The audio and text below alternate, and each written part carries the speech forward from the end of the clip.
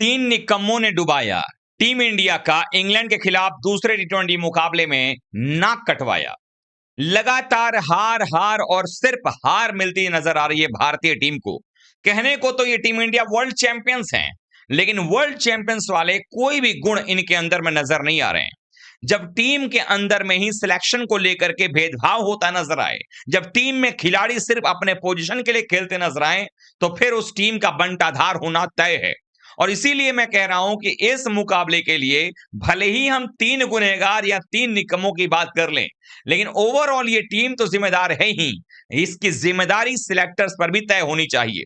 लेकिन सबसे पहले जानते हैं कि इस खास मुकाबले को डुबाने का काम किसने किया है और वो कौन से ऐसे तीन निकम्मे हैं जिनकी वजह से भारतीय टीम की नाक एक बार फिर से कटी है। यानी एक सीरीज तो हम व्हाइट वॉश करवा करके आए हैं, दूसरी सीरीज पर भी हम उसी तरीके के कगार पर मौजूद हैं। वो तो भला हो बारिश का पहला मैच आप हारे या जीते पता नहीं, इसलिए डाउट तो बेनिफिट ऑफ डाउट मिल जाता है, लेकिन कहीं ना कहीं ये हालात देख करके अब उस मैच पर भी शंका हो रहा है कि कहीं वो मैच भी ना हार जाती। लेकिन इस मुकाबले में हुआ क्या? पहले बल्लेबाजी करने का फैसला बिल्कुल सही, ओपनर वैभव सूर्यवंशी को लाने का फैसला बिल्कुल सही, लेकिन गलती क्या हुई? आपने संजू सैमसन को ड्रॉप कर दिया, जबकि करना चाहिए था तिलक वर्मा को। या फिर तिलक वर्मा ने अब अच्छी बल्लेबाजी कर दी, आपके पास एक और बल्लेबाज की कमी महसूस हो रही थी। यानी टी20 क्रिकेट के अंदर में आपको 7 में से कम 8 अगर बल्लेबाज खिला रहे हैं, जिसमें ऑलराउंडर्स भी हैं, तो आपको छठा नंबर पर प्रॉपर बल्लेबाज होना चाहिए। लेकिन इस टीम के अंदर में छठे नंबर पर बल्लेबाज नहीं है, ऑलराउंडर आ रहा है। नंबर 5 पे तिलक को खेलते हैं, हालांकि इस मुकाबले में तिलक जो है वो 6 पर खेले, और उसके बाद छठे नंबर से लेकर के 8वें नंबर तक ऑलराउंडर आते हैं। और वो भी नंबर 8 पे आपका ऑलराउंडर कौन है? जिसको बनाया जा रहा है, हर्षित राणा। और ऐसे में आप उम्मीद नहीं कर सकते किसी टीम को 200 रन पार करने को लेकर के।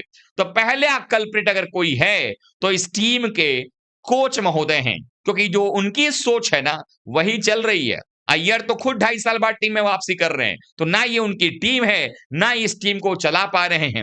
अब शायद आगे सिलेक्शन जब होगा तो उसके बारे में जरूर उनसे बात विचार किया जाएगा कि कप्तान आप क्या चाहते हैं। तो पहले कल्प्रिट, पहला निकम्मा अगर कोई है इस टीम को बर्बाद करने की तरफ ले जाने वाले, तो वो है गौतम गंभीर, जो निकम्मे पनी की सारी हदें पार कर चुके हैं, जो लगातार टीम में अव्यवस्था लेकर के चले हैं, किसी की जगह फिक्स नजर नहीं आ रही, और इसीलिए मैच विनिंग पारियां खेलने वाले खिलाड़ी भी अब टुक टुक बल्लेबाजी पर आ गए हैं। दूसरा प्लेयर वरुण चक्रवर्ती, जिसे खिलाया गया ये सोच करके कि वो कमाल कर देंगे, लेकिन उन भाई साहब का परफॉर्मेंस इतना घटिया रहा है कि उन्होंने 4 ओवर की जो गेंदबाजी की है उसमें कुल मिलाकर के 37 रन दिए हैं, और एक सफलता वरुण चक्रवर्ती के नाम जो है वो आती हुई नजर आई है, जो विल जैक्स के रूप में था। लेकिन आपसे कुछ और किफायत तो छोड़ दीजिए, कम से कम विकेट की उम्मीद की जाती है कि अगर आप मार खाएंगे तो विकेट लेकर देंगे, वो भी नहीं हुआ। तीसरे कल्प्रिट है रवि बिश्नोई। रवि बिश्नोई वो प्लेयर हैं जिनके बारे में मैंने हमेशा इस बात को कहा है कि बड़े कमाल के गेंदबाज हैं, लेकिन जब आप गेंदबाजी तब तो करेंगे, विकेट तब लेंगे अगर आप वैलिड गेंद डालेंगे। मतलब अगर आप नो बॉल डालेंगे तो आप वो विकेट तो छोड़ दीजिए, आप एक एक्स्ट्रा गेंद डाल रहे हैं, उस गेंद पर बना हुआ रन डाल रहे हैं, और उसके बाद अगली बॉल फ्री हिट होती है।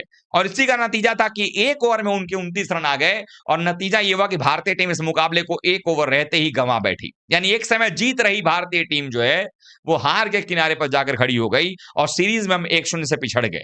मतलब कि एक ऐसे ये 3 निकम्मे प्लेयर्स जो है, या कुल मिलाकर चाहे कोच की बात कर लीजिए, रह गए, जिनकी वजह से भारतीय टीम की स्थिति ऐसी हो गई है। आप लोगों को क्या लगता है, क्या भारतीय टीम को इसमें बदलाव करने की जरूरत नहीं है? क्या एक और एक्स्ट्रा बैटर जोड़ने की जरूरत नहीं है रन के लिए? और गेंदबाज अगर खिला रहे हो तो प्रॉपर गेंदबाज खिलाओ, अगर बल्लेबाज खिला रहे हो तो प्रॉपर बल्लेबाज खिलाओ। आपकी क्या राय है? कमेंट करिएगा, वीडियो को लाइक शेयर सब्सक्राइब और फॉलो भी कीजिएगा।